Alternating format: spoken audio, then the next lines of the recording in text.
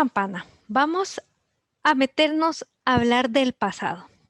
El doctor Martin Seligman, con esta propuesta que él hace de experimentar emociones positivas en el pasado, en el presente y en el futuro, para tener lo que él llama una vida placentera, que es apenas uno de las 3 puntas de ese triángulo que conforman la auténtica felicidad. Dice que cuando nosotros miramos hacia el pasado, las dos emociones que tenemos que procurar experimentar son perdón y gratitud. Vamos a meternos en el pasado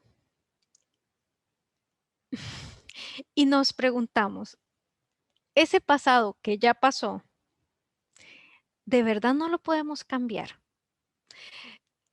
A mí yo no he tenido un solo paciente que no me haya hecho el comentario que le gustaría devolver el tiempo para algo, para cambiar algo, para hacer algo diferente de cómo lo hizo, para no hacer algo de lo que se arrepiente de haber hecho, etcétera. Y yo creo que al igual que mis pacientes, todos, si tuviéramos la oportunidad de tener una máquina del tiempo, estaríamos dispuestos a ir al pasado para algo. El asunto es que nos puede pasar como le pasó a la esposa de Lot en la Biblia. Cuando Dios decide destruir Sodoma y Gomorra, Él manda un ángel para que le diga a la familia de Lot, que era una familia buena, no era una familia pecaminosa, que tienen que huir de la ciudad porque Él va a destruir la ciudad por los pecados de las personas. Pero que cuando salgan de la ciudad no pueden mirar atrás para que no vean lo que va a pasar con la ciudad, simplemente que caminen hacia adelante y hacia adelante. Cuando van saliendo y empiezan a caer los rayos y todo eso sobre Sodoma y Gomorra, la esposa de Lot da media vuelta atrás para ver qué es lo que está pasando. Y recuerdan ustedes lo que dice ese pasaje de la Biblia. ¿Qué le pasa a ella? La esposa de Lot se convierte en una estatua de sal. Y yo creo que eso también es lo que nos pasa a la mayoría de nosotros cuando nos volvemos hacia el pasado. Nos quedamos convertidos en estatuas de sal. Cuando no volvemos hacia el presente y nos quedamos ahí, la estatua de sal no hay forma de que se mueva, el viento simplemente pasa y difumina esa sal, la desvanece, la desbarata. Entonces, sí, el pasado es bueno. Recordar el pasado está muy bien, pero tenemos que tener cuidado de no convertirnos en esa estatua de sal como le pasó a la esposa de Lot. Cuando nosotros éramos niños, el sentimiento de nostalgia no era algo que conociéramos.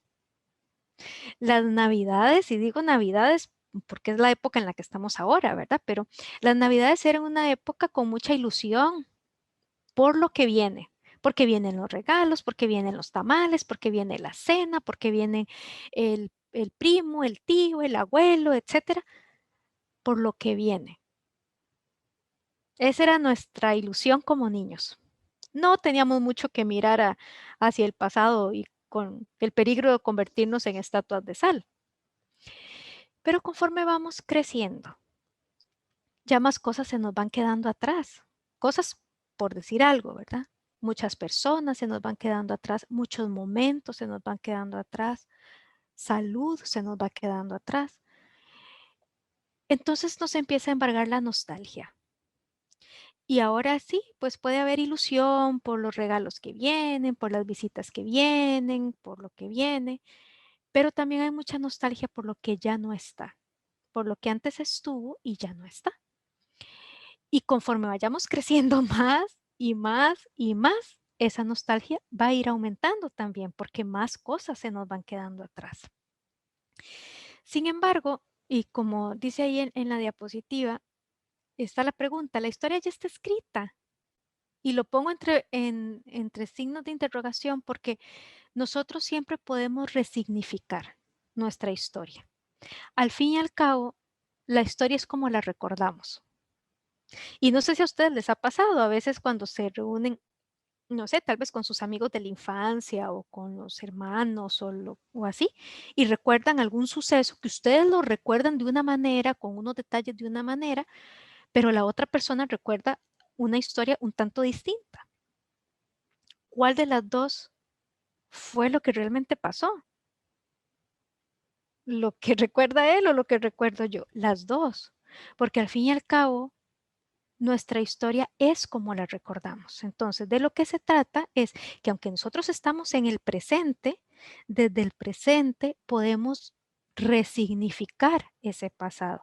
Resignificar es darle un significado distinto a eso que ha pasado.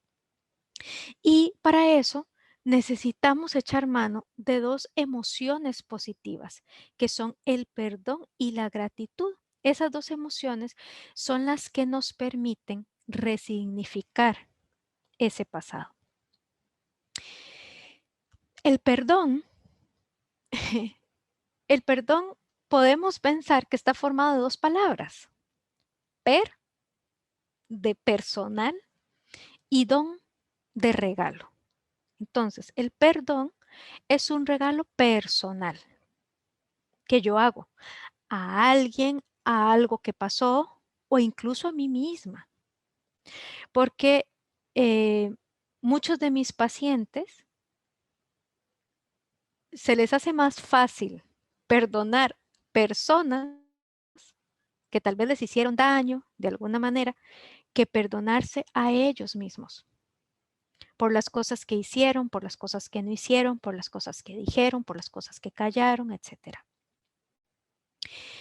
¿Y perdonar es olvidar? No, perdonar no es olvidar para nada. Porque si yo olvido, ¿qué pasa entonces con esa experiencia vivida? También la olvido. ¿Qué pasa con ese aprendizaje? También lo olvido.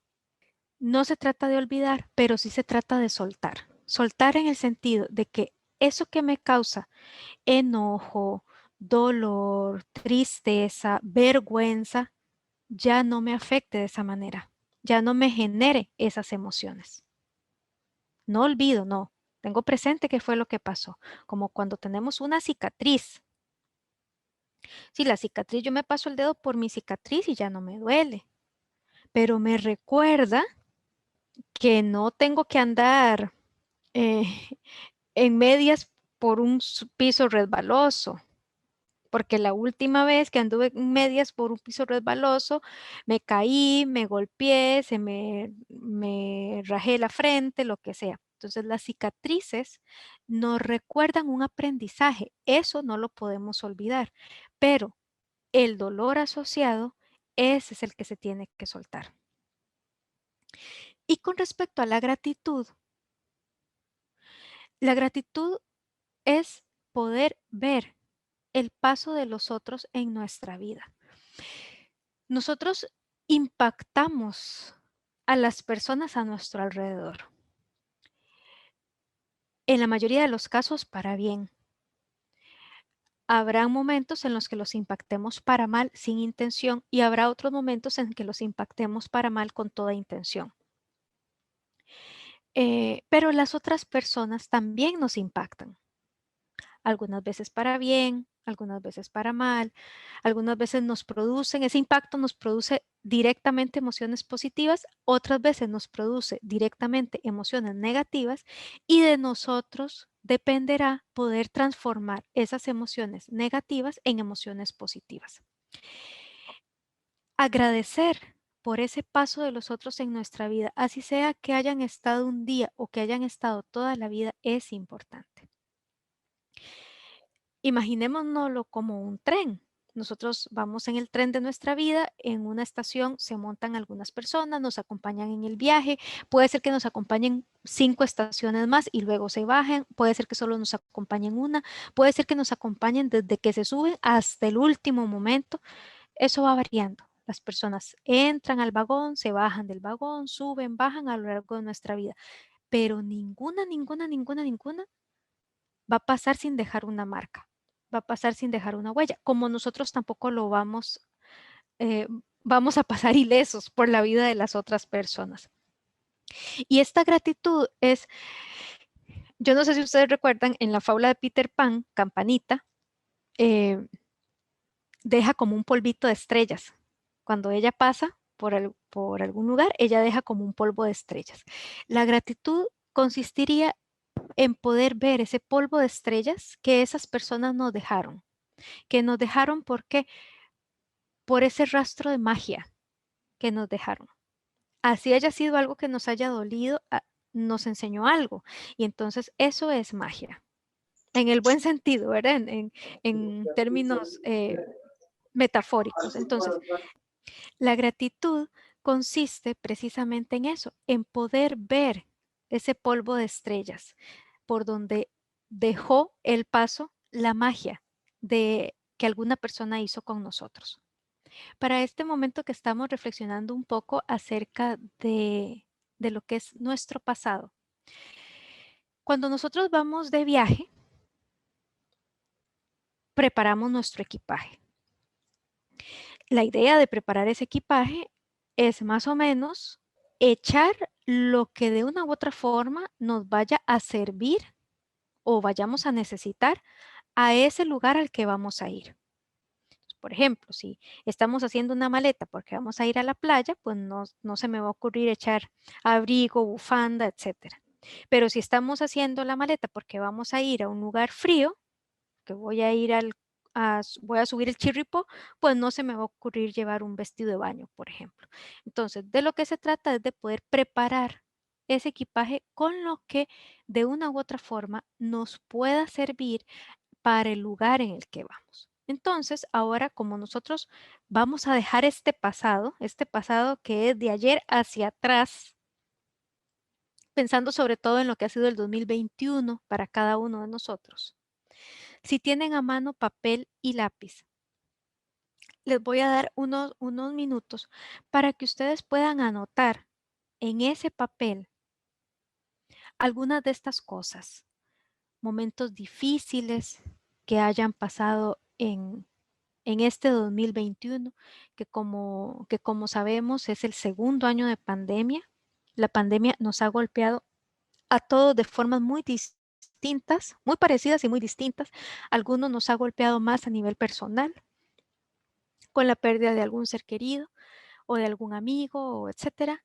A otros nos ha golpeado a nivel laboral, a nivel salarial, en cuanto a los ingresos, o a personas queridas las hemos visto sufrir porque han sido impactados directamente por la pandemia. Entonces, este 2021 vamos a hacer un repaso de esos momentos difíciles que hemos tenido.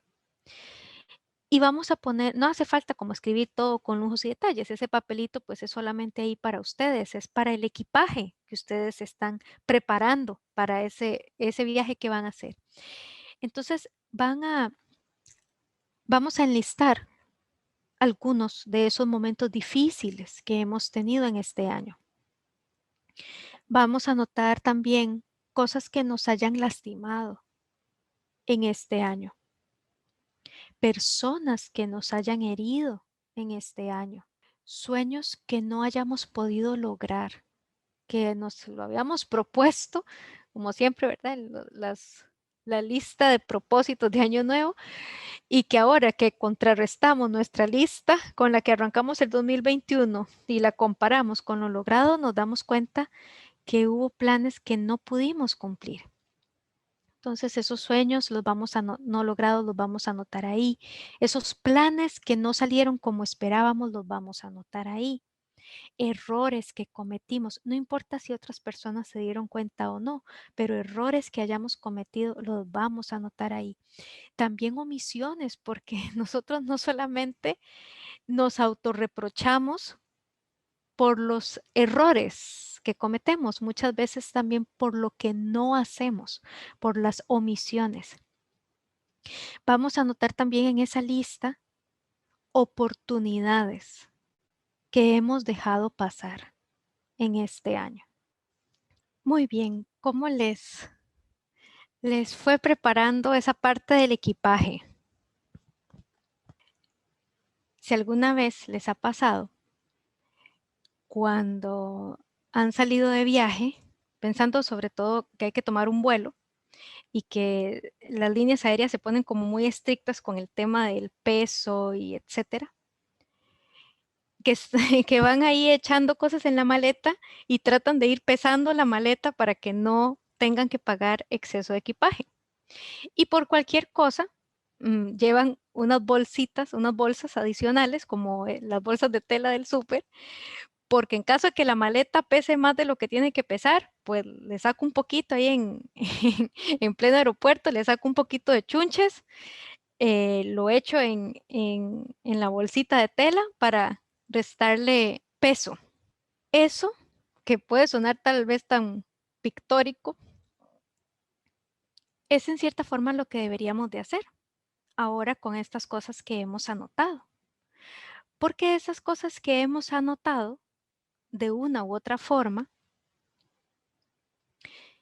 nos van a producir un exceso de equipaje en el momento en el que vayamos al lugar al que vamos a ir, ¿verdad? Ese 2022.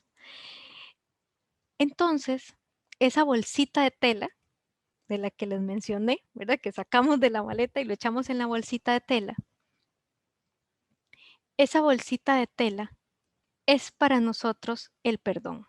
Todas esas cosas que anotamos en esa lista, por muy pequeño, por muy grande que fuera, a todas esas cosas es a las que a través del perdón, de perdonar cada una de esas cosas, le quitamos ese exceso de equipaje a esa maleta con la cual vamos a cruzar al siguiente año.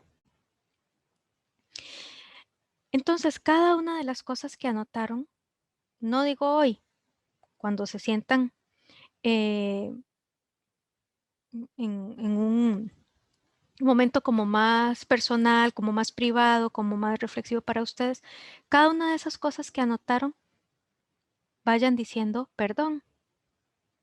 El sueño que no realicé, perdón. Fulano que me hizo daño con tal, perdón. Cada una de esas cosas que anotaron, agréguele la palabra perdón. Esa es la forma en la que vamos a quitarnos ese exceso de equipaje para este viaje que vamos a hacer al 2022. Pero eso es apenas la primera parte de nuestro equipaje. O sea, echamos ahí cosas y nos dimos cuenta, no, estas cosas están pesando mucho y no sé si realmente nos van a servir para el viaje. Mejor vamos a sacar esas cosas y lo que sí vamos a echar en esta maleta, porque eso no pesa casi nada y no es exceso de equipaje, ahora lo que vamos a echar son nuestros momentos felices. Así haya sido un instante, así hayan sido horas, semanas, meses, lo que quieran. Pero vamos a poner ahí momentos felices. Vamos a poner personas que han dejado una luz en nuestra vida en este 2021. Vamos a poner ahí la mano amiga. Vamos a poner la sonrisa amable de quien sea, lo conozcamos o no. Vamos a poner una mirada compasiva, que la sentimos como un bálsamo en un determinado momento de este año para nosotros. Vamos a poner ahí un buen chiste que nos contaron en este año. Una buena carcajada, sea de nosotros o que le escuchamos a otra persona, porque las carcajadas tienen la bendición de que son contagiosas. Una buena carcajada que nos hayamos dado nosotros o que se la hayamos escuchado a alguien, la vamos a echar también en nuestra maleta.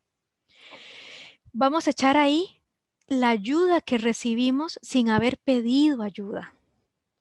También la ayuda que recibimos cuando pedimos la ayuda. Eso también lo vamos a echar ahí.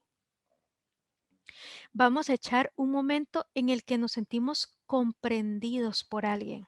Un momento en el que nos hayamos sentido valorados por alguien. Que nos hayamos sentido importantes para alguien. Y además vamos a echar ahí la oportunidad que tuvimos en algún momento de este año de estar ahí para otro que lo necesitaba. Todas esas cosas las vamos a echar en nuestro equipaje. Eso sí, eso, como les decía antes, es liviano, eso no va a pesar mucho. Y eso sí que lo vamos a necesitar para el próximo año. Y todas esas cositas que fuimos echando en nuestro equipaje, vamos a decir gracias. Gracias, fulano, por este momento feliz. Gracias por esta carcajada que hasta que me dolió la panza.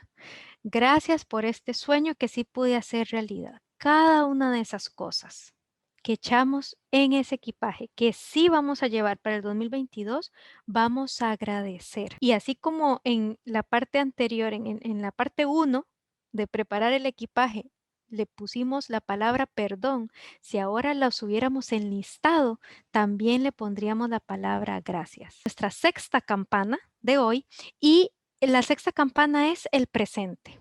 Aquí vamos a hablar de inspiración, de autocuidado. Cuando nosotros hablamos de presente, nos dice Martin Seligman, así como en el pasado, las emociones que tenemos que sentir son perdón y gratitud. Cuando nosotros nos situamos en el presente, la emoción que tenemos que sentir es inspiración. Él lo utiliza, bueno, también lo podemos encontrar en la literatura como el sentimiento de flow, que significa fluir, pero me gusta más llamarlo inspiración, o sea, cuando nos sentimos inspirados. Cuando nosotros inspiramos es cuando nosotros inhalamos el aire, ese aire recorre nuestro aparato respiratorio y llega a los pulmones y llega a los alvéolos, y ahí se da un intercambio entre el oxígeno, que es vida, que es lo que nos mantiene con vida, y los alvéolos recogen el dióxido de carbono, que son residuos, que es desecho, para lanzarlo. Em, y es que al fin y al cabo la inspiración es eso, es oxigenar nuestra alma, es darnos vida. Cuando nosotros estamos inspirados con lo que sea, nos estamos dando vida, nos estamos llevando oxígeno a nuestra alma. ¿Cómo podemos saber si estamos realizando una experiencia o una actividad que nos llena de inspiración? Véanse al espejo. Cuando estamos inspirados, los ojos nos brillan. Y a veces es una luz de unos instantes nada más. Cuando estamos aprendiendo algo, nos brillaron los ojos. Cuando intercambiamos miradas con un ser querido, nos brillaron los ojos. Cuando nos dieron una buena noticia, nos brillaron los ojos. Así hayan durado ese brillo un segundo, esos ojos brillantes es inspiración. Otra forma de saber cuándo estamos inspirados es como cuando queremos poner el rótulo de no molestar. Qué sé yo, a los que les gusta escribir, están escribiendo, fulanito, venga a comer. Ya voy, ya voy. Fulanito, que lo llaman. Sí, sí, ya voy, ya voy. Que mire, que están dando tal peli. Sí, sí, sí, ya voy. Cuando no queremos dejar de hacer eso que estamos haciendo, y que a las demás invitaciones que nos hacen le decimos, no, no, no, después, después, después, es que este es el momento. Ahí estamos experimentando inspiración. Ahí estamos saboreando realmente nuestro presente. Pero dicen los poetas que la inspiración es como un perro amaestrado, en el sentido que viene cuando uno lo llama. Es importante, sí, disfrutar, ¿verdad? Cuando surge de forma espontánea, pero también estar en contacto con nosotros mismos para saber qué cosas tienden a aumentar más fácilmente ese brillo en nuestros ojos, para poder buscar esas actividades, esos instantes, esas personas, esos momentos, esos lugares, etcétera. Y para hablar del presente, vamos a hablar de dos cosas. Vamos a hablar del autocuidado, que a mi criterio es un asunto de balance, y luego vamos a hablar del duelo, porque ahora es Navidad y en la mesa habrá una silla vacía.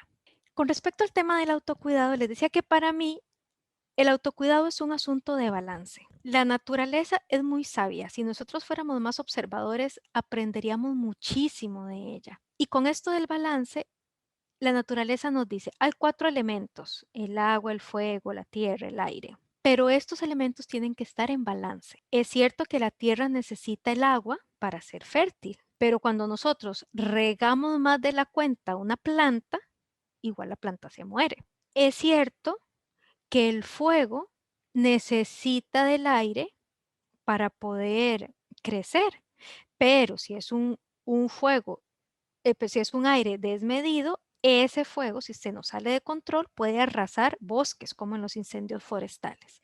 Entonces, de lo que se trata es tener un balance. El autocuidado es exactamente igual. Cuando nosotros hablamos de autocuidado, A ver, el cuidado puede ser de 3 tipos. Nosotros como profesionales en ciencias médicas somos expertos en el cuidado que es del tipo te cuido. El te cuido es algo que hacemos en la práctica asistencial, cuando le ayudamos a otra persona a recuperar su salud, a mantener su salud, ahí te cuido. También está el tipo nos cuidamos, que es cuando en colectivo nos cuidamos unos a otros, como por ejemplo con todo el tema de la pandemia, el uso de las mascarillas, etcétera, nos estamos cuidando. Este sábado que pasó, que me estaba poniendo la tercera dosis de la vacuna, hicieron una campaña de vacunación aquí en el centro del pueblo donde yo vivo.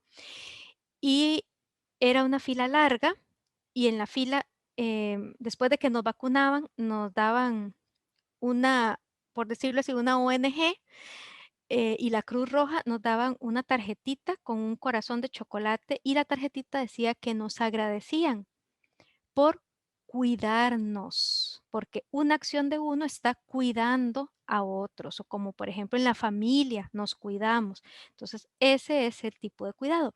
Pero el autocuidado se refiere a me cuido. Es el cuidado que yo me doy a mí mismo. No hay otra persona que lo pueda hacer por mí, porque si otra persona lo hace, él lo que estaría haciendo es te cuido, ¿no? Aquí es lo que yo hago para mí.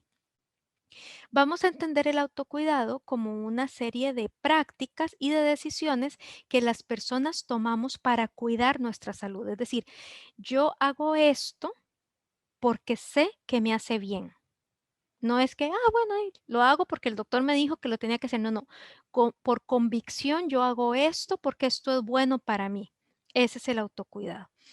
Y además no es algo que yo hago una única vez, sino que es algo que tiene un uso continuo y por libre elección. Es decir, ir a un masaje relajante una vez al año, eso no podría ser considerado autocuidado, porque para que sea autocuidado como tal, tiene que ser algo de un uso continuo. El autocuidado es para fortalecer nuestra salud y también para evitar las enfermedades. Por eso decimos que conscientemente nosotros decimos yo hago esto porque esto es bueno para mí, esto es bueno para mi salud, para que mi salud esté fuerte y es bueno para yo curarme si es que estoy enfermo. ¿Y desde cuándo el ser humano realiza actividades de autocuidado? Desde que se dio cuenta, y esto no lo descubrió el Homo sapiens sapiens, eso es todavía más atrás, desde que se dio cuenta que su vida era finita. Desde que se dio cuenta que se podía morir, desde ese momento empezó a tener actividades de autocuidado. Y obviamente estas actividades de autocuidado también van a estar muy influenciadas por el entorno. Pero no es lo mismo las actividades de autocuidado que uno puede realizar en el centro de Nueva York o las que puede realizar en la Fortuna de San Carlos, un lugar tan bonito, o las que puede realizar en San José Centro o las que puede realizar en la playa. Entonces, son el entorno cultural va a jugar un papel muy importante sobre qué tipo de actividades nos van a ayudar a obtener un mejor balance. Para nosotros, como profesionales en ciencias de la salud, el autocuidado es fundamental y casi que tendría que ser obligatorio. O sea, si bien es cierto, por elección propia, ¿verdad? No puede ser impuesto, sino que es por elección propia. En el caso de nosotros, con mucho más razón, deberíamos de ser conscientes en la importancia del autocuidado. ¿Por qué? Por el tipo de relación de ayuda que nosotros le prestamos a las personas con quienes trabajamos. Nosotros para ellos somos un ejemplo a seguir y es muy frecuente escuchar a los pacientes quejarse. Es que el doctor me dijo tenía que hacer ejercicio y el doctor tal vez tiene sobrepeso. La doctora me dijo que tenía que comer saludable o que no tenía que fumar y cuando el paciente sale ve al doctor en el receso fumando. Entonces, nosotros somos un ejemplo a seguir. Hay una frase que dice, la palabra enseña, pero el ejemplo arrastra. Y esto tiene una explicación, si se quiere, fisiológica. El recorrido que la información, el recorrido que un estímulo tiene que hacer para ser decodificado en el cerebro es más corto si el estímulo es visual que si el estímulo es auditivo. ¿Qué decimos con esto? Que yo más rápido aprendo lo que veo que lo que escucho. Entonces, si nosotros tenemos que ser ejemplo a seguir de autocuidado, pues tenemos que prestar atención a nuestro cuidado. Autocuidado, no me imaginaría ir a hacerme el manicure a un lugar donde la que está haciendo el manicure tenga las manos llenas de hongos o lo que sea. Estaría como extraño, ¿verdad? Como que no me sentiría como muy confiada. Bueno, igual pasa con las ciencias de la salud. Nosotros tenemos que ser ejemplo a seguir. Esa es una razón, pero hay otra razón. La relación de ayuda, al estar constantemente cerca del dolor humano, sea físico, sea emocional, eso nos confronta con nuestra propia vulnerabilidad. No es lo mismo que estar sentado frente a una computadora. Si la computadora se descompone, no necesariamente me va a hacer reflexionar sobre mi propia vulnerabilidad, pero el ser humano con el que yo trabajo sí me va a estar recordando constantemente mi propia vulnerabilidad. Y como tenemos que dar un pedacito de nosotros casi que en cada atención que damos, vamos experimentando un desgaste. Entonces, por el tipo de trabajo que nosotros tenemos, que se basa en una relación de ayuda, en una relación de servicio, con mucho más razón tenemos que ser muy recelosos con nuestro autocuidado, porque el autocuidado es el principal amortiguador del estrés y del burnout. Les decía que para mí el autocuidado es un asunto de balance. Entonces, yo lo veo de esta manera. El cuerpo sería la tierra, el agua sería la mente, las relaciones serían el fuego y el espíritu sería el aire. Y hace un rato dijimos, cuando nosotros le echamos mucha agua a una planta, la planta se muere. Es decir, cuando nos quedamos en pura mente y descuidamos el cuerpo, falla.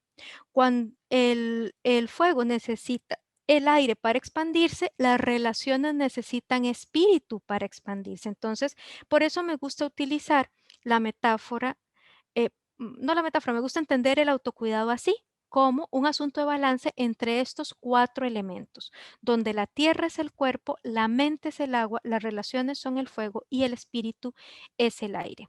Les voy a compartir ahora algunas cosas que podemos hacer para nutrir cada uno de estos cuatro elementos. Cuando nosotros hablamos de tierra, es decir, del cuerpo, tres cosas aquí son importantes: la alimentación, el movimiento y la recuperación. ¿Qué significa esto? Alimentación, eso va desde la alimentación balanceada, pasando por la hidratación, pasando por el rayo de sol, que ahora que yo aquí estoy en el invierno les puedo decir que sí, que realmente es muy importante estar en contacto con la vitamina D. Los suplementos también son importantes. ¿A qué nos referimos con suplementos? Suplementos naturales. Por ejemplo, hay personas que les gusta tomar alcohol. No estamos aquí hablando de adicciones ni nada. Disfrutan su copita de vino el fin de semana, sus cervecitas en la playa, lo que sea. Muy bien. Si vamos a hacer eso, tenemos que darle un suplemento a nuestro cuerpo, porque a lo mejor le vamos a dar más trabajo a nuestro hígado para que pueda metabolizar el alcohol. Hay productos naturales que ayudan a eso. Existe, por ejemplo, el cardo mariano, que es natural. El cardo mariano se consigue en cápsulas, en tinturas, como guste. Entonces, si yo sé que a mí me gusta el traguito, pues voy a tomar algo natural que de una u otra forma proteja o aminore o amortigüe el impacto que yo le voy a dar. O por ejemplo, que me gusta hacer deporte al aire libre y con el sol radiante, ponerme un bloqueador. Todo eso es suplemento, o sea, todo aquello que va a ayudar como a amortiguar el impacto que tal vez podría tener aquello que a mí me gusta hacer. Con respecto al movimiento, en movimiento aquí tenemos tres cosas diferentes. Una cosa es la actividad física, el simple hecho de levantarme de la cama, estoy haciendo actividad física, alcanzando un libro, agachándome, limpiando la casa, estoy haciendo actividad física. Otra cosa distinta es el ejercicio. El ejercicio es una actividad disciplinada que se hace por lo menos 3 veces por semana y que dura por lo menos 30 minutos. Entonces, ya ahí estamos hablando de ejercicio. No vale correr detrás del bus, ¿verdad? Porque voy a llegar tarde al trabajo. Eso no, eso sería actividad física. Eso no es ejercicio, no es deporte. Y el ejercicio nos permite estar en movimiento y nos permite también alimentar esta tierra, el cuerpo. Otra cosa son las pausas activas. 5 minutos, 3 minutos, pero sí estar haciendo como estos descansos. Incluso ahora que tanto es a través de la luz azul de las computadoras, de los dispositivos electrónicos, con mucho más razón tenemos que estar haciendo estas pausas activas donde yo me levanto, camino, me agacho, cierro los ojos un rato, parpadeo rápidamente, ¿verdad? Para que se me humecten los ojos. Eso es importante también, esas son las pausas activas. Con respecto a la recuperación, nuestro cuerpo también necesita recuperarse y para la recuperación la higiene del sueño es fundamental. No es simplemente dormir, no, es tener un sueño reparador, un sueño que realmente me haga descansar y no solo descansar, sino que además pueda formatear toda esa basura que se quedó almacenada durante el día. Porque esa es la función del bueno, el sueño es todo un tema, ¿verdad? Pero el sueño tiene muchas, muchas funciones. Una de las funciones es precisamente el permitirnos formatear eso para que no se nos sature el disco duro, por decirlo así. Nuestro cerebro necesita por lo menos, si un cerebro adulto necesita por lo menos 6 horas seguidas, 6 horas de sueño ininterrumpido para que empiece a reprocesar de forma natural y espontánea experiencias traumáticas, experiencias dolorosas. Los que conocen técnicas como estimulación y desensibilización a través de reprocesamientos de movimientos oculares como MDR o como brain spotting o así, saben que o la hipnosis o este tipo de técnicas, lo que están buscando es, o sea, lo que están haciendo es ayudando al cerebro a que haga lo que él ya de naturaleza sabe hacer, que es reprocesar. Lo que pasa es que nosotros muchas veces le atravesamos el caballo y no dejamos que él lleve a cabo esta labor. El sueño reparador es el que permite que nuestro cerebro de forma natural reprocese esas cosas, digiera esas cosas que nos han impactado durante el día, días atrás, semanas atrás. Y también para la recuperación es importante el descanso. Descanso no necesariamente es tomar una siesta, puede ser, pero no necesariamente es eso. Descanso es que yo cambio de actividad. Si yo estaba escribiendo, ahora me pongo a bailar. Si yo estaba bailando, ahora me pongo a escribir o ahora me pongo a leer. Si yo estaba cocinando, ahora me siento a ver el cielo raso de la sala, etcétera. O sea, descanso es cambiar de actividad. Con respecto a la mente, es decir, el agua, aquí podemos también hacer varias cosas. Ahora está muy en boga lo que es mindfulness, que básicamente es estar presente. Y hay muchas formas de estar presente. Una muy sencilla es meditar y hay mil y unas meditaciones. Meditaciones de 3 minutos, meditaciones de media hora, de una hora, de, de tal tema para otro tema. Hay abundancia, o sea, más bien, ahora, si uno no tiene acceso a ese tipo de recursos es porque uno no quiere, no porque no se pueda tener acceso a ellos. Entonces, una forma es a través del mindfulness, otra forma es a través de las actividades lúdicas, como practicar algún hobby, disfrutar de música, ya sea yendo a un concierto o escuchando música en nuestra casa, o después de un día de trabajo ir manejando y poner la música que nos gusta, ir al teatro, ir al cine, si son actividades que nos gustan. Si nos gusta la lectura, leer o escuchar un audiolibro, realizar alguna actividad creativa, cocinar, pintar, escribir, tejer. Hay toda aquella actividad que sea lúdica y que sea creativa. Celebrar, eso es muy importante. Y no solamente pensemos celebraciones, sí, la Navidad, sí, Año Nuevo, cumpleaños, no. Hoy me dieron una buena noticia, vamos a celebrar. Hoy tal cosa me salió bien, vamos a celebrar. O nadie se dio cuenta no necesariamente tengo que celebrar con alguien o que alguien me reconozca algo, que yo me dé la palmadita en el hombro y me diga, qué bien lo hiciste, te mereces tal cosa. Y hay un concepto, esta es una palabra holandesa, Nixen. Nixen significa, bueno, no tenemos una palabra en español, pero sería como nadear, o sea, hacer nada. Eso es Nixen. Entonces, el Nixen también nos ayuda a cultivar nuestra mente, darnos esos espacios de Nixen. En la casa, tener un lugar de Nixen, o sea, un lugar de hacer nada.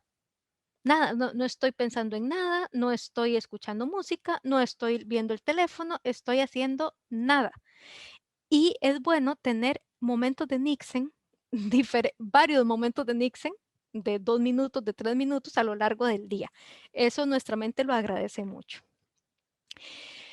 Algunos ejercicios positivos que podemos hacer y que le caen súper bien a nuestra mente. La visita de gratitud, ¿qué es eso? Voy a escribir una carta, bueno, tal vez no una carta, un papelito, un post-it. Voy a escribir una carta. Quiero, fulanita, gracias por el favor que me hiciste ayer cuando necesitaba tal y tal cosa. Qué ricas estaban las galletas que me regalaste. Algo pequeño. No hace falta la mega super carta o te agradezco la vida. No, no, no. Algo pequeñito y vamos donde esa persona y le entregamos personalmente ese papelito. No se lo mandamos por un WhatsApp, no lo publicamos en Facebook o en Instagram, no. Vamos donde la persona y le damos el papelito. Esa es una visita de gratitud. Otro ejercicio positivo, regalo de tiempo, donde simplemente lo que le vamos a regalar a la persona es tiempo. Recuerdo una vez con mis amigas del colegio, en Costa Rica, obviamente. Siempre nos reuníamos para Navidad y hacíamos un intercambio de regalos. Y ponían que el presupuesto y que etcétera. Y un día se nos ocurrió que no nos íbamos a dar un regalo de objetos, sino que nos íbamos a regalar tiempo. Y, o sea, íbamos a hacer igual un intercambio, pero en el intercambio lo que íbamos a regalarnos es tiempo. Entonces, yo le tenía que regalar tiempo a tal amiga. Entonces esa amiga escogía una actividad que ella quisiera hacer y yo simplemente la iba a acompañar, sin ningún pero, sin una luz, ay no, pero a ver tal peli, a mí no me gusta el cine. No, no, simplemente la actividad que quieras, te voy a acompañar. Que a otra le gustaba correr, bueno, y a la que le tocó regalarle no le gustaba correr, pero pues ni modo, ahí ese día se puso sus tenis y se fue.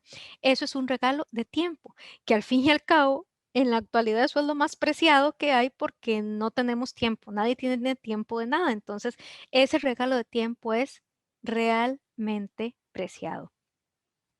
Hace unos días, una amiga publicó en Facebook hizo una publicación que me llamó mucho la atención. Era un papá que le preguntaba al niño, un hijito de tal vez 8 años, le decía que ya venían las vacaciones, que qué quería hacer en las vacaciones, que si quería ir al campamento de verano, que si quería ir a clases de karate, que si quería ir a esto, que si quería ir a lo otro. O sea, como que el papá le hacía como todas las propuestas que podía hacer ahora que está de vacaciones. Y el niño lo que le respondió, yo lo que quiero es estar contigo. El regalo de tiempo. Eso es lo más preciado que hay. Otro ejercicio positivo, tener un buen día. O sea, pero que cuando nosotros nos despertamos, abrimos los ojos y ese es nuestro propósito. Nuestro propósito es, voy a tener un buen día y vamos a hacer todo lo posible para tener un buen día. Así me lleve colerones, así las cosas no salgan como quiero. Mi propósito del día es tener un buen día. Eso nos lo proponemos al principio del día y al final del día hacemos otro ejercicio positivo que son las 3 cosas buenas. Vamos a buscar las 3 cosas buenas que me pasaron hoy. Es curioso porque estos ejercicios positivos que les estoy mencionando, la visita de gratitud, el regalo de tiempo, el tener un buen día, las 3 cosas buenas, son ejercicios que Martin Seligman le empezó a indicar como parte del tratamiento a sus pacientes depresivos y se empezaron a sentir mejor. ¿Por qué? Porque empezaron ahora a enfocarse en las cosas positivas, lo que nos comentaba una bueno, que comentaron varios de ustedes en el chat, ¿verdad? Que no solamente estamos enfocados en lo negativo, sino que ampliamos nuestra perspectiva. Entonces, en el momento en el que nos enfocamos en lo bueno que me pasó hoy, no es que no nos haya pasado cosas malas, claro, puede ser que nos hayan pasado cosas malas, que nos hayamos llevado colerones, etcétera, pero hacer el esfuerzo de encontrar esas 3 cosas buenas hace que mi mente se enfoque en eso, no tanto en lo otro. Otra cosa también que podemos hacer es buscar la excepción. Entonces decimos, es que esta semana ha sido una porquería de semana, excepto el domingo. Entonces nos preguntamos, bueno, ¿qué fue lo que pasó el domingo? ¿Qué tuvo mi día domingo que lo hizo excepcional? Y voy a proponerme que mañana voy a hacer eso que me funcionó. Lo que me funcionó el domingo, eso es lo que voy a hacer mañana. Albert Einstein decía que, ¿verdad? Que la locura consiste en hacer lo mismo y esperar resultados diferentes. Bueno, si ayer tuve un mal día, antier también, antes de antier también, y hoy estoy haciendo las cosas igual que las hice ayer, antier y antes de antier, voy a tener el mismo resultado. Pero si yo hago las cosas que hice el día excepcional, es probable que hoy también tenga un día excepcional. Entonces, vamos a tratar de buscar la excepción. Cuando las cosas sí salieron bien, ¿qué pasó? ¿Qué era lo que había? ¿Qué fue lo que hice? ¿Quiénes estaban? ¿Dónde estaba? ¿Qué fue lo que pasó para que las cosas salieran bien? Y vamos a promover que esas cosas vuelvan a ocurrir. De la mano de esto va este otro ejercicio que es la pregunta del milagro. La pregunta del milagro, bueno, a mí me gusta como echarle como fantasía al asunto, entonces yo les digo a los pacientes, a ver, vamos a imaginarnos que hoy en la noche, cuando estamos profundamente dormidos, aparece una madrina de esas de los cuentos, como la que le apareció a Pinocho, bueno, a Gepetto y todo, y nos concede un deseo. Ya no conceden tres, ahora solo conceden uno. Nos concede un deseo. El deseo es que la situación que en este momento me agobia se resuelve. Pero como yo estoy dormida y esta hada madrina no deja polvito de estrellas como campanita, yo no sé que ese milagro se me concedió. ¿Qué sería lo primero que yo vería al día siguiente que me haría pensar que me concedieron un milagro? Entonces, por ejemplo, recuerdo una paciente, es estudiante de psicología, ella tiene trastornos de la conducta alimentaria, me dice, lo primero que me dice es, me despertaría sin verme al espejo, sin pesarme en la báscula y diciéndome, qué linda estás. Eso es lo que a ella le haría darse cuenta que un milagro se le concedió, que el milagro se le concedió. Entonces, yo le propongo, haz eso mañana. Cuando te despiertes, no te mires al espejo, no te peses en la báscula y di qué bonita que estás. A ver qué tal sale. Esa es la pregunta del milagro y nosotros la podemos hacer de forma espontánea. A ver, si la situación que me agobia no existiera, ¿qué estaría haciendo yo? Me estaría tomando un café con una amiga. Pues vaya a tomarse el café con la amiga.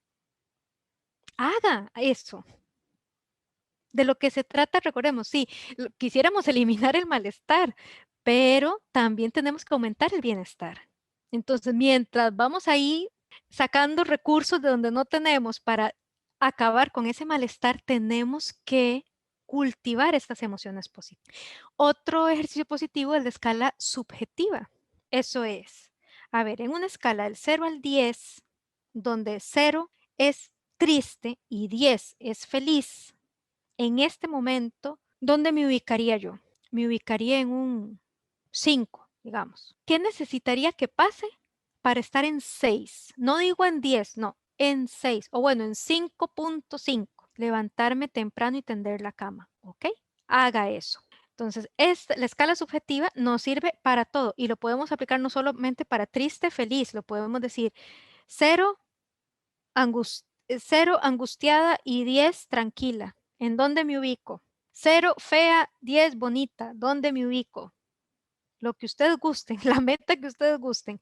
Y se preguntan, ¿qué necesito para pasar al siguiente? Y hacemos eso. Entonces, estos son algunos ejercicios positivos, muy prácticos que nos pueden servir a nosotros y a las personas con quienes trabajamos, con quienes compartimos, etc. Con respecto a las relaciones, que es el fuego, aquí, en estos estudios que se han hecho a través de la psicología, de la aparición de la psicología positiva, se ha encontrado que las relaciones tienen un efecto acumulativo con el paso del tiempo. Entonces, se ha visto que adultos mayores, si bien es cierto, tal vez algunas, bueno, la mayoría de las personas tal vez con quienes crecieron se han ido quedando en el camino, han ido muriendo, han ido envejeciendo, han enviudado, etcétera, etcétera, etcétera. El efecto acumulativo de haber tenido esas relaciones a lo largo de su vida sigue haciendo que se sientan felices aunque las relaciones no estén en el momento presente. Entonces se habla del efecto acumulativo que tienen. Pero para tener relaciones positivas, tenemos que saber cultivar estas relaciones positivas, dar espacio, pero al mismo tiempo mantenernos en contacto, cumplir promesas, estar comprometidos con la otra persona, hacerla sentir importante, hacer sentir que nos importa, tender la mano, acudir a ella, pedir ayuda. O sea, hay muchas cosas que necesitamos hacer para poder cultivar estas relaciones positivas que tienen ese efecto acumulativo con el paso del tiempo. Ahora todo el mundo habla de fulano es un tóxico, la otra es una tóxica, el novio es un tóxico, aquel la tóxica. Pero, ¿y las personas de medicina? ¿Dónde están? ¿Por qué no nos enfocamos más en cómo identificar personas medicina, cómo rodearnos de personas medicina, cómo acercarnos, pero sobre todo, cómo ser una persona medicina para los otros?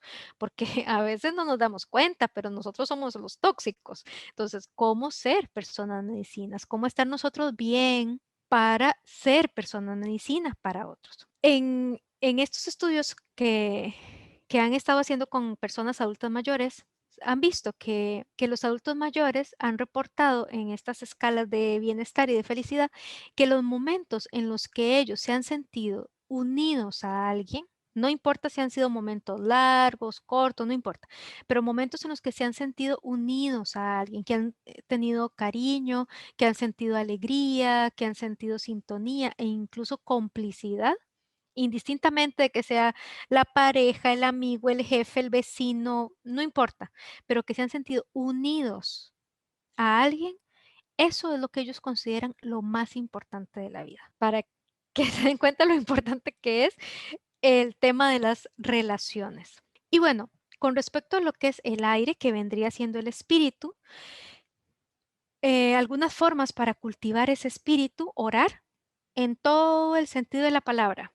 Orar para algunas personas puede ser rezar, para algunas personas puede ser cantar, para algunas personas puede ser alabar, para algunas personas puede ser bailar, eh, lo que quieran, todo aquello que sea orar, que es este momento reflexivo y que nos hace sentir en conexión con un ser superior en el que creamos, eso es orar. También algo que alimenta nuestro espíritu, los que creen en Dios o en un poder superior o como gusten, identificar el paso de Dios en nuestra vida. Así como cuando estábamos hablando de los ejercicios positivos, decíamos al final del día, tres cosas buenas que me pasaron. Bueno, ahí vamos a agregar tres cosas buenas y el paso de Dios. ¿Dónde vi hoy el paso de Dios? Y por paso de Dios me refiero a un pequeño milagro. ¿Cuál fue el pequeño milagro que ocurrió hoy en mi vida? Y se van a sorprender, porque aunque ustedes crean que nunca ocurren, son más cotidianos de lo que nos imaginamos. Lo que pasa es que los pasamos por alto. Otra forma de nutrir ese espíritu es a través de la naturaleza, estando en contacto con ella, pero sobre todo dejándonos sorprender. Dicen que lo único que Dios le envidia al ser humano es la capacidad de sorprenderse. Porque, pues claro, Dios creó todo, no tiene de qué sorprenderse. Pero la capacidad de sorprendernos es muy importante. Y no necesariamente es que, ay, estoy viendo las auroras boreales y claro, sorprendidísima. No, hay atardeceres bellísimos que ocurren todos los días y nosotros no nos detenemos a verlo, o puestas de sol, o amaneceres, o la luna con todas sus fases y sus cosas, y no solamente las cosas que ocurren en el firmamento, em, el mar, un río, una cascada, la naturaleza tiene tanto, tanto, tanto encanto y nosotros la damos por sentada. No nos detenemos a observarla, a detenernos a ver el color de una flor, el canto de ese pájaro, etcétera. Y eso es una forma de alimentar nuestro espíritu, estar en contacto con la naturaleza. Vamos ahora con nuestra campanada número 8.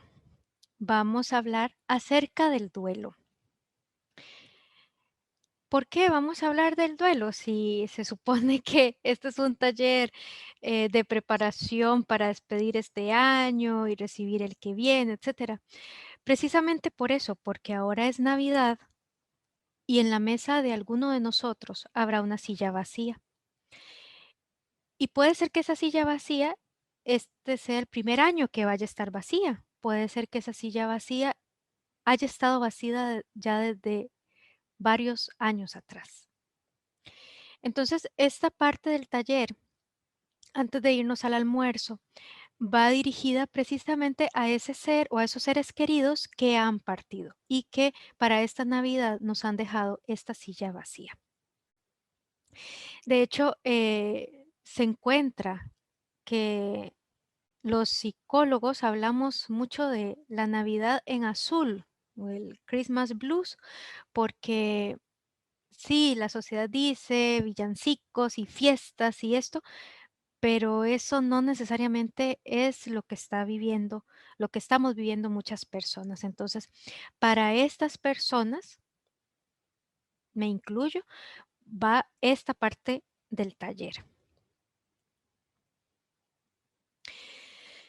Cuando perdemos un ser querido, y aquí voy a decir ser querido pensando en familiares, amigos, compañeros de trabajo, incluso mascotas, porque las mascotas hoy por hoy vienen también a tener un vínculo afectivo con nosotros y llegan a jugar un papel muy importante para nuestra vida. Entonces, cuando nosotros perdemos a un ser querido, nos toca mirar de cerca a la muerte. Es como que la viéramos a los ojos.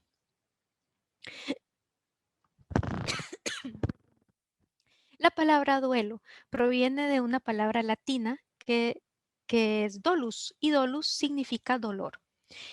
¿Qué estamos diciendo con esto? Que sentir dolor cuando perdemos a un ser querido es inevitable. O sea, no hay forma de librarnos de ese sentimiento. Y el duelo o el dolor por la muerte de un ser querido es exactamente como cuando miramos al sol. No podemos sostener la mirada por mucho tiempo. Igual ocurre con la muerte, no la podemos ver de cerca por mucho tiempo. Es tan impactante que no podemos verla todo el tiempo. ¿Qué es la muerte?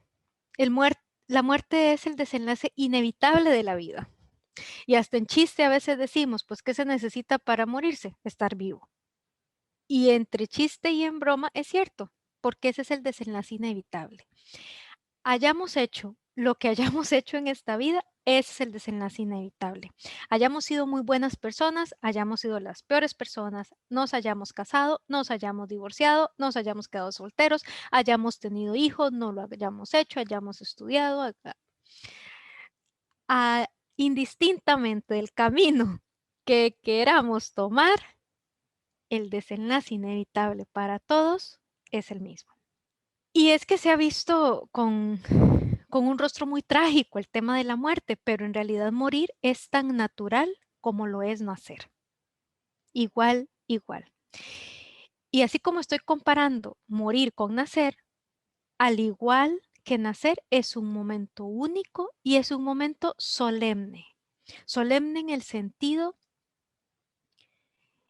de que es algo que nadie puede hacer por nosotros, es algo que va a marcar para siempre y que, como decíamos antes, solamente va a ocurrir una vez en nuestra vida. Nosotros nos podemos casar muchas veces. Nosotros nos podemos graduar muchas veces, podemos viajar muchas veces, podemos cambiar de casa, de carro, de trabajo, de vocación, de profesión muchas veces, pero nacer y morir solo lo hacemos una única vez en la vida. Y eso es un momento solemne. Y cuando nos enfrentamos a la muerte de un ser querido, no solamente lidiamos con la pérdida de este ser querido, sino además que eso nos pone el dedo en la llaga en nuestra propia finitud, porque nos recuerda que antes o después también estaremos ahí, porque como decíamos antes, es el desenlace inevitable de la vida. Extrañar y sentir dolor cuando perdemos a un ser querido es la evidencia del amor. A mí me gusta mucho decirle a mis pacientes en duelo, les digo, vea, yo aquí tengo una varita mágica. Con esta varita mágica, yo le puedo quitar el dolor que en este momento a usted le está desgarrando el corazón por la pérdida de su ser querido. Pero si yo uso la varita, además de quitar ese dolor, también se van todos los momentos que usted compartió con esta persona. ¿Quiere que use la varita? Y ya ustedes saben cuál es la respuesta que todos los pacientes han dado. La respuesta es no. Yo prefiero quedarme con el dolor, pero quedarme también con ese tiempo que pasé con ese ser querido. Si este es el precio que tengo que pagar por haber amado, lo pago. Por eso decimos que extrañar es la evidencia de que hemos amado. Acerca del duelo hay una serie de mitos que maltratan mucho a los dolientes porque de una u otra forma nos, l- los mitos nos hacen creer que tenemos que vivir las cosas de una determinada manera. ¿Cuáles son algunos de estos mitos con respecto al duelo? Que el duelo se vive en fases. Es cierto que en los años 50, con los trabajos de la doctora Elizabeth Kubler-Ross, ella empezó a proponer el tema de las fases del duelo, la de negación, de ira, etcétera. Y después de ella, pues han venido otros teóricos del duelo que también han propuesto determinadas fases. Algunos incorporan las fases de Kubler-Ross, las amplían, las reducen, etcétera. Sin embargo, hoy por hoy, los modelos actuales de abordaje del duelo ya no toman en cuenta el tema de las fases, porque eh, entienden que el duelo es, si bien es cierto, es una vivencia universal, o sea, todos, tarde o temprano, antes o después, vamos a perder a un ser querido. No hay quite, de eso sí que no hay quite. Nosotros podemos ser médicos especialistas en oncología, tratar con cáncer todo el tiempo y nunca morirnos de cáncer, ni tener ningún familiar que se muera de cáncer, y eso está muy bien. Podemos ser odontólogos y nunca tener una caries, ni nuestros seres queridos tener una caries y muy bien. Podemos ser psicólogos y podemos trabajar abuso sexual sin haber pasado por una experiencia traumática de esas. Pero el duelo, sí o sí pasamos por ahí.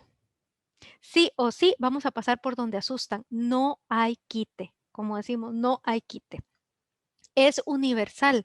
Sin embargo, la vivencia es totalmente personal. Entonces, hoy por hoy, los teóricos del duelo ya no hablan de fases, sino que hablan de inventarios de duelo. Y en el inventario están, em, en lo que se enfoca más es en las tareas que yo como doliente tengo que hacer, no tanto en fases, porque ya se ha visto que los seres humanos no caminamos siempre de la misma manera, ni en ninguna línea recta, sino que hablamos más como de inventarios, de tareas que vamos logrando en algunas simultáneamente, otras antes, otras después, etcétera. Y así es como nosotros vamos integrando el duelo a nuestra vida, de una forma muy personal. Otro mito que existe en el duelo es que los dolientes tenemos que despedirnos de la persona que amamos. Para nada. Para nada, si precisamente lo que nos está desgarrando el corazón es pensar en decir adiós cuando nosotros no queremos decir adiós. De lo que se trata, y ahora cuando se trabaja el duelo se aborda más desde esta perspectiva, de lo que se trata es de descubrir una forma distinta de estar conectados con esa persona que ya no vemos. ¿Cómo? yo puedo extraer los frutos todavía, hoy por hoy, cómo yo puedo extraer los frutos de esa relación que yo tuve con esta persona cuando estaba en vida, de cómo yo, aunque ya ese ser querido no está, me gradúo y digo, dedicado. De eso es de lo que se trata, de descubrir una forma distinta de seguir conectados a esta persona. Por decirlo poéticamente, que aunque haya volado, sigue perteneciendo al nido. Otro mito, los dolientes necesitamos hablar de la pérdida y entre más hablemos, más nos vamos a curar. No necesariamente es así. Habrá momentos en los que necesitamos hablar, hay momentos en los que necesitamos no hablar, hay momentos en los que necesitamos reírnos de otra cosa, hablar del clima, hablar del vecino, hablar de otra cosa y no de lo que ha pasado, porque estar hablando todo el tiempo de lo mismo es como que tuviéramos todo el tiempo el dedo sostenido sobre la llaga, o sea, eso ya es iatrogénico, hay que darle respiros. Lo tenemos ahí, sí, para limpiarle la herida, etcétera, pero hay que darle respiros, si no nos vamos a morir. El siglo A inicios del siglo pasado y finales del siglo antepasado, en los teatros, y de hecho en el Teatro Nacional lo pueden ver, habían unos palcos que era el palco de las viudas. Y las viudas podían ver los espectáculos que estaban en el escenario, pero a través de una cortina negra, para que nadie que estaba en el público las viera, porque es muy mal visto que una viuda que acaba de enterrar a su marido esté disfrutando de un espectáculo. Hoy por hoy, más bien, y con lo que hemos estado hablando de que las emociones negativas deben coexistir con las positivas y que más bien tenemos que aumentar las positivas para que contrarresten el impacto de las negativas, más bien cuando el doliente busca una actividad lúdica, eso es un respiro para él. Es descansar del dolor, aunque sea una hora, aunque sea media hora, es descansar de ese dolor. Irse a tomar un café para hablar de otra cosa que no sea lo que pasó. Eso es un descanso. Entonces, no necesariamente los dolientes necesitan hablar y hablar y hablar todo el tiempo de lo ocurrido. Otro mito es que si alguien habla de que siente la presencia del ser querido que ya no está, eso es signo de patología. Eso es signo de un duelo patológico, eso es signo de una enfermedad mental y no necesariamente. Porque hoy por hoy los nuevos modelos hablan más bien de un concepto que es lazos continuos o continuidad de vínculos, que más bien se han hecho estudios que las personas que mantienen esa conexión con el ser querido que ya no está, que se siguen sintiendo acompañados, aunque no es que estén negando la muerte, no, no, o sea, ellos aceptan que la persona murió, la enterró, etcétera, que ya pasaron tantos años, que la vida continúa, etcétera. Pero el sentirse en ocasiones acompañado, acariciado por esa presencia, etcétera, eso más bien contribuyó a que las personas pudieran integrar mejor la experiencia de duelo. Entonces, lo que importa cuando una persona nos habla es que yo siento la presencia. Antes de juzgar, preguntemos cuál es el impacto que tiene eso para vos. Si sentir que papá lo está acompañando lo hace sentir motivado, lo hace sentir ilusionado, ¿para qué vamos a quitar eso? Si por el contrario lo asusta, es que no, es que le está pasando mal, etcétera. Ah, bueno, ahí sí, tratemos de ver cómo trabajamos eso. Pero no necesariamente porque una persona diga que siente la presencia de, eso es sinónimo de un duelo complicado. No es así, eso es otro de los mitos. Resulta que cuando perdemos a un ser querido, no solo lo perdemos a él, es una pérdida que viene en combo. Hay una pérdida principal, o sea, murió mi mamá, murió mi papá, murió mi hijo, murió mi hermano, murió. Esa es la pérdida principal. Pero hay otras pérdidas que pueden estar asociadas. Está la pérdida secundaria, que es aquella que no hubiera sucedido si no se hubiera dado la pérdida principal.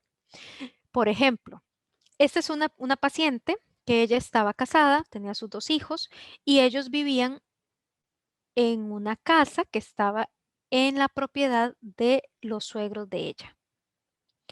Cuando ella enviuda, después de cierto tiempo, ¿verdad? El tema de la muerte y todo esto, la familia política de ella, pues ya no quiere que ella siga viviendo ahí.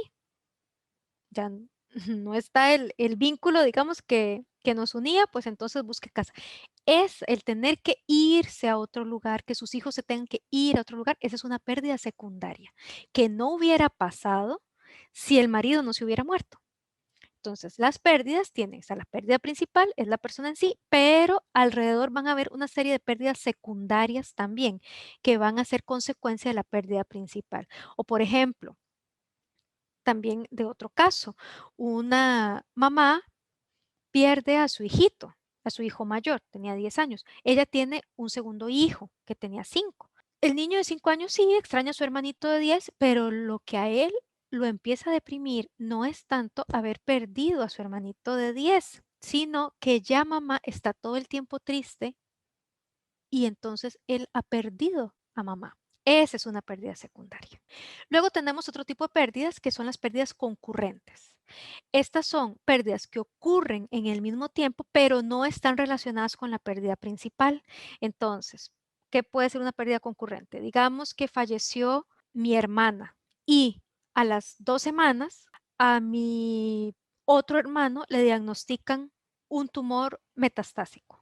Esa es una pérdida concurrente. No es que la muerte de mi hermana fue lo que provocó la metástasis de mi hermano, claramente no, pero también empieza a pesar.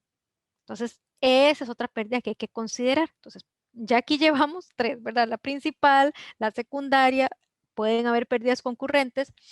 Además, están las pérdidas acumulativas, que estas pérdidas acumulativas se refiere a fallos del entorno, o sea, el entorno falla en apoyar al doliente.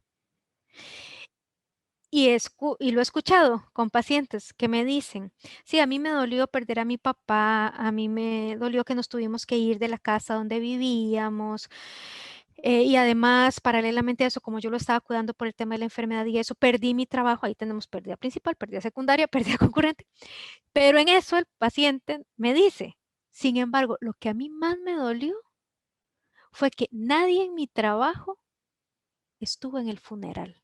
Eso es una pérdida acumulativa. Ahí lo que falló fue el entorno, que no apoyó al doliente. Y ahora con el tema del COVID y todas las restricciones que han habido, esto va a ser caldo de cultivo para duelos complicados en muchas ocasiones, porque no es porque el entorno no haya querido apoyar, es porque las restricciones no han permitido que el entorno apoye. Y bueno, también tenemos las pérdidas del pasado, que no las podemos tampoco pasar por alto. Sucesos que hemos pasado, ya sea de otras muertes de seres queridos que hayamos tenido, o incluso nuestras propias heridas emocionales a lo largo de la vida, nuestros traumas, todos esos fallos en el desarrollo vincular, por llamarlo de alguna manera, también empiezan a pesar. Entonces, no es lo mismo que yo enfrente un duelo cuando yo estoy como tengo recursos, cuando hablábamos de la resiliencia, ¿verdad? Que he ido nutriendo los factores protectores y ahora tengo más recursos para ponerme a interactuar con esa adversidad que si yo no he tenido la oportunidad de ir construyendo recursos para poderle hacer frente a esto. Hablábamos antes que ahora, bueno, ya no hablamos de fases, sino que hablamos de tareas y cuáles serían estas tareas que nosotros como dolientes tenemos. Básicamente, nuestras tareas em, están dirigidas a tres áreas. Tenemos una tarea que tiene que ver con aceptar las circunstancias de la muerte. No es solamente aceptar la realidad de la muerte, o sea, aceptar que se murió, sino también la forma en la que ocurrió. A veces esto es lo más traumático, no tanto que la persona ya no está, sino cómo fue que murió. Y volvemos al tema del COVID. Las personas que han muerto de COVID, los dolientes, la pregunta que se hacen constantemente es, ¿murió solo? ¿Con quién estaba? Es una pregunta que se hacen los dolientes. Aquí pongo entre paréntesis esto de otoño porque hay una técnica que se llama conexiones guiadas más allá de la vida, que se deriva de la técnica EMDR, de estimulación a través de movimientos oculares rápidos, que se utiliza mucho, digamos, para trauma. Hay una derivación que es la técnica de conexiones guiadas más allá de la vida, que es específicamente para personas en duelo. Entonces, un día estaba trabajando con un paciente, estaba utilizando esta técnica. Con esta técnica, la persona conecta con el ser querido fallecido y empieza a tener un diálogo con el ser querido fallecido y le puede preguntar, no sé si sufrió cuando murió, cosas así, o cómo está ahora, dónde está, etcétera. Y en un momento mi paciente, la mamá de él había fallecido después de un largo proceso de cáncer, muy deteriorada, ya en su fase agónica, y entonces él le preguntó que cómo era morir. Y la mamá, ¿verdad? Le dice, se lo explica como con una imagen. Le dice que es como un árbol en otoño, pero a la inversa. Es decir, en el otoño, los árboles, bueno, no solamente cambian de colores y adoptan colores naranja y así, sino que conforme va avanzando el otoño, los árboles van perdiendo sus hojas hasta que quedan totalmente desnudos cuando ya es el invierno. Pero la mamá le decía que morir es a la inversa. Es como si ella con el proceso de enfermedad hubiera ido perdiendo sus hojas hasta quedar sin ninguna de ellas, pero en el momento en el que ella da ese paso, es como si el aire la envolviera y le devolviera otra vez todas sus hojas, ya no naranjas, sino verdes. Entonces, así fue como me lo explicó él, que se lo mostró a la mamá, que se lo mostró con una imagen, como un otoño a la inversa. Pero entonces, una de las tareas que tenemos como dolientes es aceptar las circunstancias de la muerte y hacia estas circunstancias, por lo general, sentimos mucha impotencia, de que tal vez no hicimos lo suficiente, de que debimos haber hecho más, es que si yo hubiera y si hubiera, y esa es la conjugación verbal que más nos enferma, ¿verdad? El hubiera, o también tanta incertidumbre, habrá estado solo, habrá necesitado algo. Entonces, esa es una de nuestras tareas. Otra tarea que tenemos es la pérdida de la relación en sí, porque resulta que cuando la persona se va, esta persona me devolvía imágenes de mí a través de los ojos de mi padre, de mi madre, de mi hermano, etcétera, de mi ser querido. Yo tenía imágenes de mí que me definían a mí como persona, de una hija buena, una hija gruñona, una hija lo que sea. Al morir esta persona es como si ese espejo que me transmitía esas imágenes de mí estuviera roto. Entonces, esas imágenes mías también empiezan a verse distorsionadas y por eso es que cuando perdemos un ser querido, sentimos como que nuestro mundo interno es sacudido y tenemos que volver como a replantearnos muchas cosas en nuestra vida e incluso de nosotros mismos, porque el espejo se ha roto. Otra cosa también que tiene que ver con la pérdida de la relación es el presente y el futuro que ya no vamos a vivir, empezando por esta Navidad, ¿verdad? El presente y el futuro que ya no vamos a vivir. Eso también se tiene que trabajar. Los asuntos pendientes, las cosas que no dije, las cosas que no hice, las cosas que él no dijo, que él no hizo. Y una vez me decía una paciente, ella había tenido un papá muy conflictivo, que esa siempre había sido como su queja en todas las sesiones, ¿verdad? Es que papá por su alcoholismo, es que papá tan autoritario, es que papá tan exigente, es que papá esto, eran muchos asuntos ahí con el papá. Cuando papá finalmente muere, cualquier persona pensaría que esta paciente finalmente ya va a resolver el asunto, porque esa era como la fuente de todas sus frustraciones, por llamarlo de alguna manera. A ella le dolió muchísimo, muchísimo, muchísimo.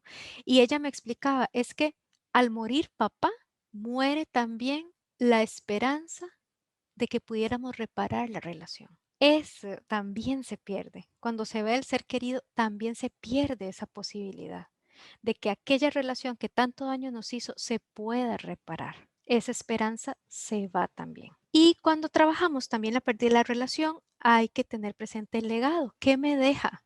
Y esto en todo el sentido monetario, porque a veces deja deudas y deja enredos y deja problemas el ser querido que se fue. Otras veces lo que me deja son misiones, son proyectos, son ilusiones, etcétera. Pero la persona que se va siempre, siempre deja algo. Y ese legado tenemos que buscarlo, tenemos que resignificarlo también. Otra tarea que tenemos los dolientes es con respecto al impacto en la red familiar y social. Cuando somos sacudidos por la pérdida de un ser querido, necesitamos agarrarnos de algo. Y si tenemos personas que dependen de nosotros, pensemos en una mamá, en una mujer que enviudó, o sea, perdió a su esposo y tiene dos niños pequeños. Hay que ayudar primero que esos niños pequeños estén bien, porque los niños pequeños dependen de esta mamá. Y luego, cuando mamá pueda estar disponible para ellos, empezamos a trabajar el duelo con la mamá. Antes no, o sea, porque no podemos dejar ahí a los niños al garete, por decirlo así, mientras la mamá hace todo su trabajo de duelo, porque ellos dependen de ella. Entonces, cuando nosotros estamos con un doliente, o cuando nosotros mismos somos dolientes, detenernos a pensar, ¿hay alguien que dependa de mí? ¿Y a quién puedo acudir yo? Y esto es importante. Antes hablábamos de las pérdidas acumulativas, que es cuando el entorno falla en dar apoyo al doliente. Pensemos también en los duelos desautorizados, como puede ser las pérdidas prenatales, como puede ser cuando muere un amante. Eso es un duelo desautorizado, porque nadie le permite llorar, expresar, etcétera. Y no porque no lo pueda hacer significa que no duela igual o más. Entonces, también hay que considerar esto del duelo desautorizado. Y ante estas tareas, ¿cómo nosotros las llevamos a cabo? ¿Cómo afrontamos estas situaciones? Hay que considerar tres cosas: las emociones, las necesidades y el funcionamiento. Entonces, con respecto a las emociones, tenemos que saber que es totalmente natural y esperado que nosotros vayamos desde la desregulación emocional hasta la conexión. Y en este rango vamos a pasar por la negación, por la evitación, hasta llegar finalmente a la conexión. Eso con respecto al contacto que yo voy a tener con las emociones. Por ejemplo, una emoción como la tristeza. En el momento en el que fallece el ser querido, puede ser que mi tristeza esté desregulada. Puede ser que yo después la niegue.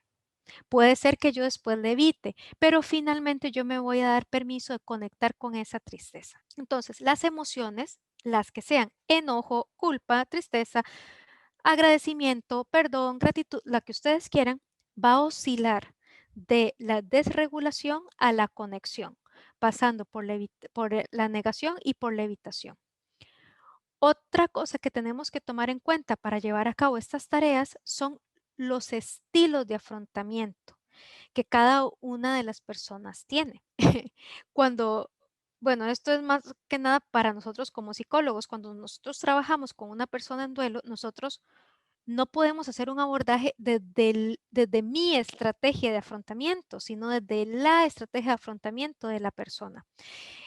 Y la estrategia de afrontamiento puede ser cognitiva, emocional, conductual o mixta. Entonces, puede ser que o sea, Alejandra, mi estrategia de afrontamiento sea más cognitiva.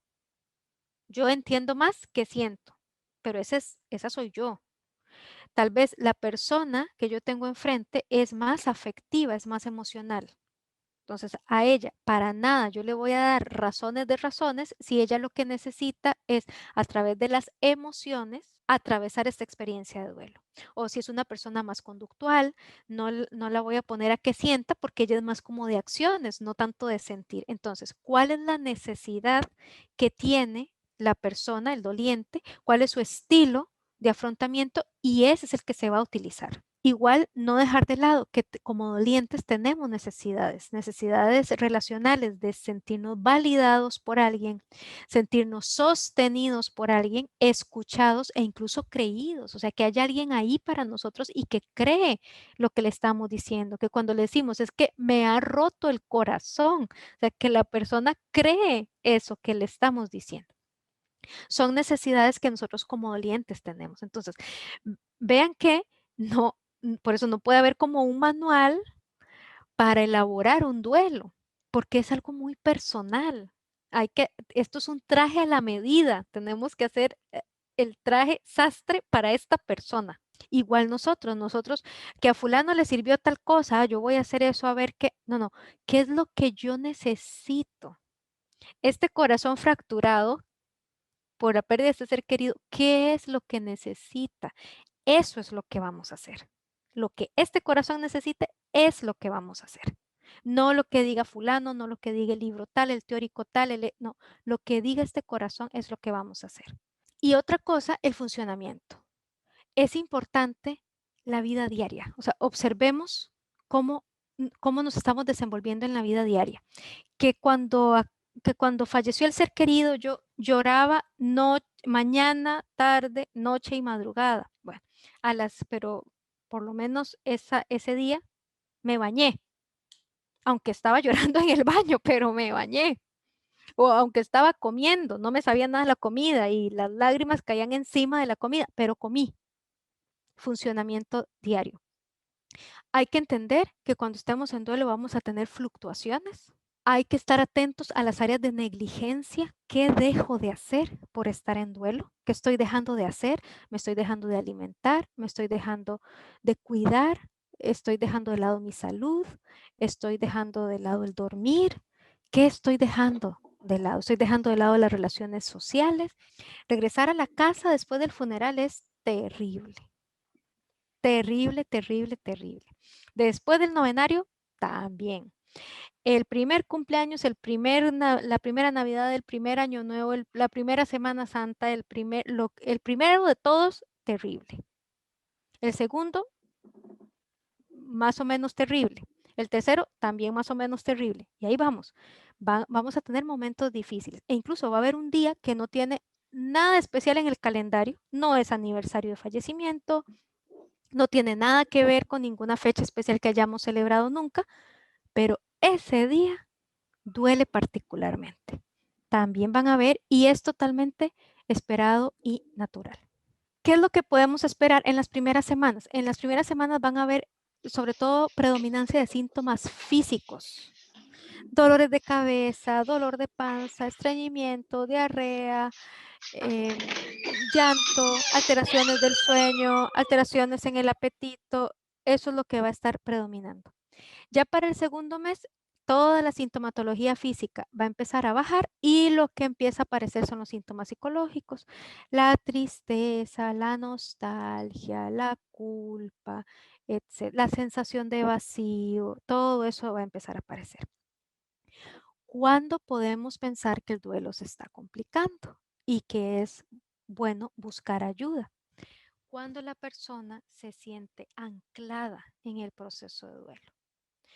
En el ejemplo que hace un rato les dije, que lloraba mañana, tarde, noche y madrugada. Bueno, a la semana siguiente lloraba mañana, tarde y noche, ya por lo menos la madrugada, ¿no? A la siguiente lloraba mañana y tarde, ya en la noche no. Hay un avance. O que una vez al mes, cuando cumplía el mesario, iba a llevarle flores al cementerio y lloraba toda la hora que estaba ahí. Al mes siguiente, la misma cosa. Al mes siguiente, la hora que estuve ahí ya solo lloré 40 minutos.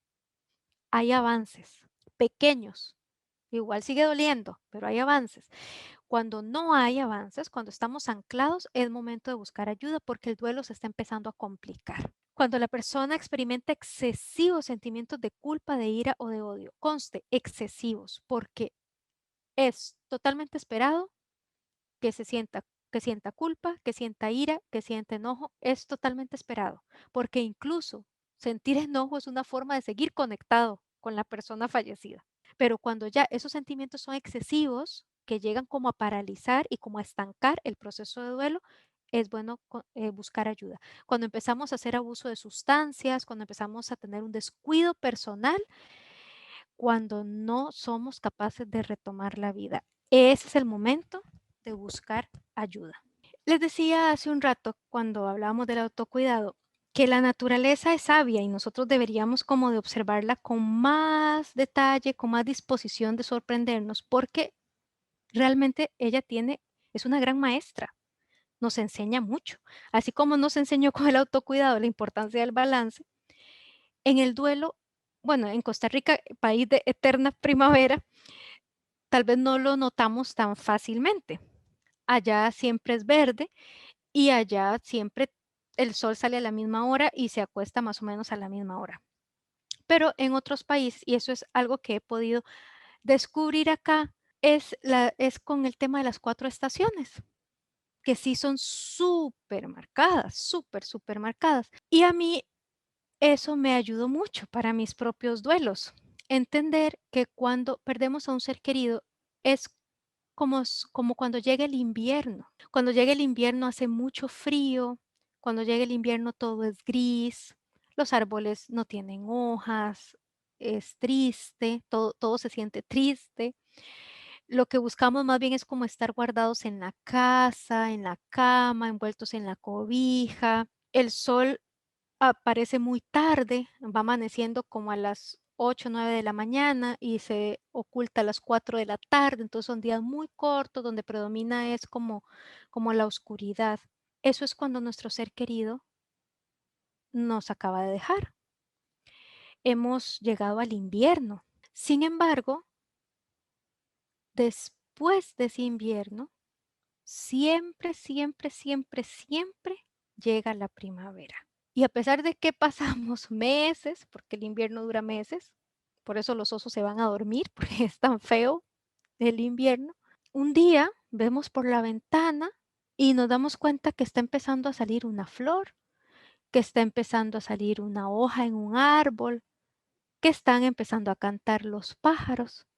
Y ahí es cuando nos damos cuenta que estamos integrando esa pérdida que hemos tenido. Que después del invierno siempre, siempre, siempre va a llegar la primavera. A veces antes, a veces después, pero siempre, siempre va a llegar la primavera.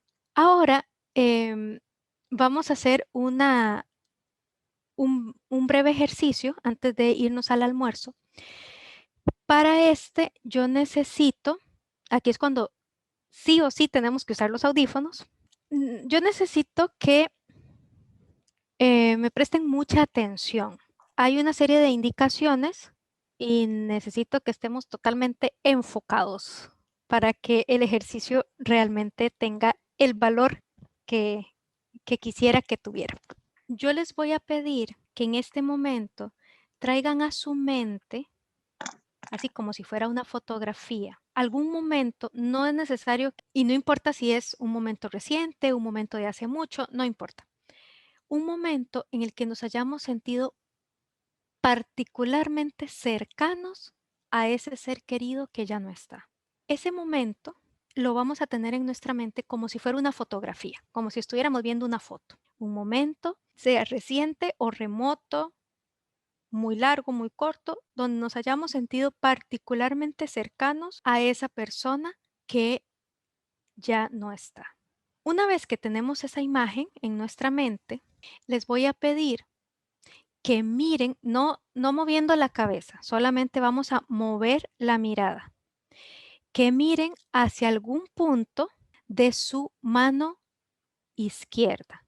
Si tienen ahí cerca un cuadro, si tienen, no sé, una taza, un adorno, lo que sea. Que miren hacia algún punto al lado izquierdo y observen si esa sensación de cercanía aumenta, se mantiene o disminuye. Solo que observen eso. O sea, yo tengo en mi mente ese recuerdo como si fuera una foto donde yo me sentía cercano a la persona.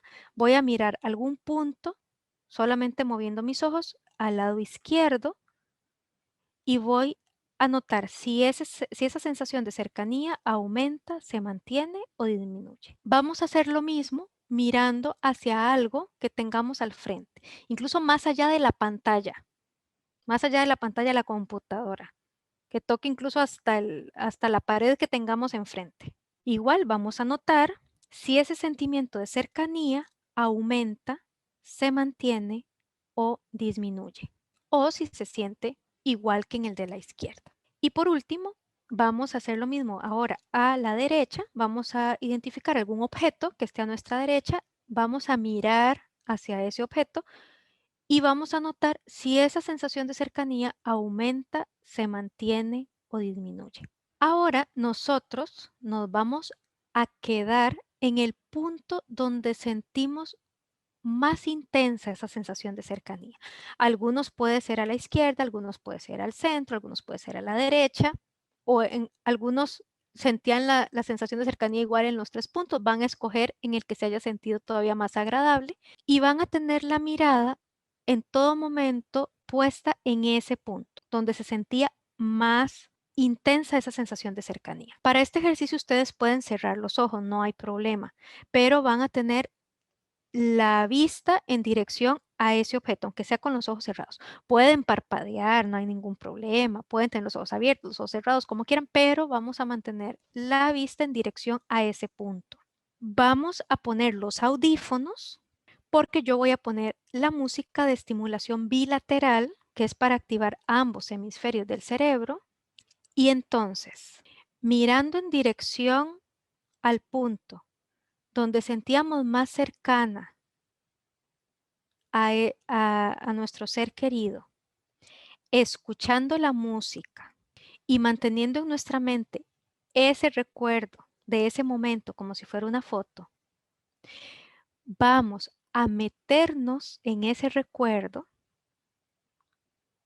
y le vamos a preguntar a nuestro ser querido, ¿cómo hacemos ahora para seguir conectados con él o con ella? Y vamos a escuchar con mucha atención lo que él nos vaya a responder. Lo que él nos vaya a responder no es que la música va a tener algo, no, la música simplemente va a estar sonando. Cada ser querido, de una forma muy particular, le va a decir a cada quien la respuesta a esa pregunta que le hacemos. Entonces, escuchando la música, mirando en dirección al punto y teniendo en su mente ese recuerdo, se van a meter en el recuerdo y le van a preguntar a su ser querido cómo hacen en el momento presente para seguir conectados con él.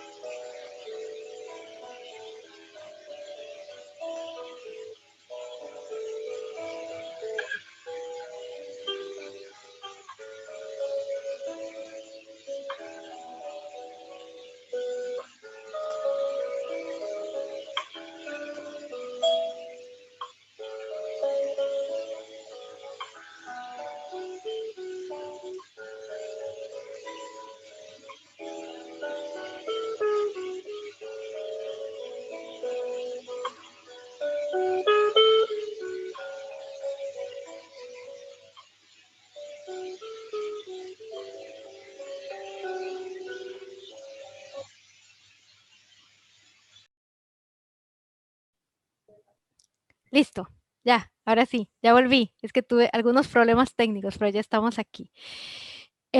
Vamos a hacer un ejercicio de respiración muy breve. El ejercicio de respiración consiste en que vamos a inclinar nuestra cabeza, todo lo que nuestro cuello dé. Ahí es cuando vamos a inhalar. Luego miramos al frente.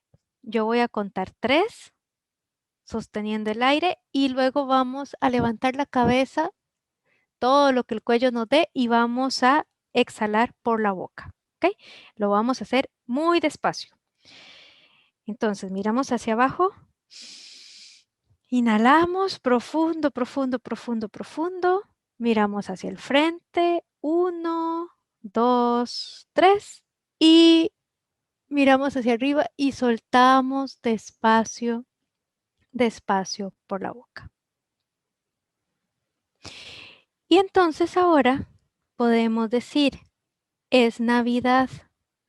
Y ahora la nueva forma de amarnos, la forma en la que nuestro ser querido nos dijo que podíamos seguir conectados con él o con ella, es lo que ha ocupado esa silla que en un inicio sentíamos que había quedado vacía ahora que él o ella se habían ido.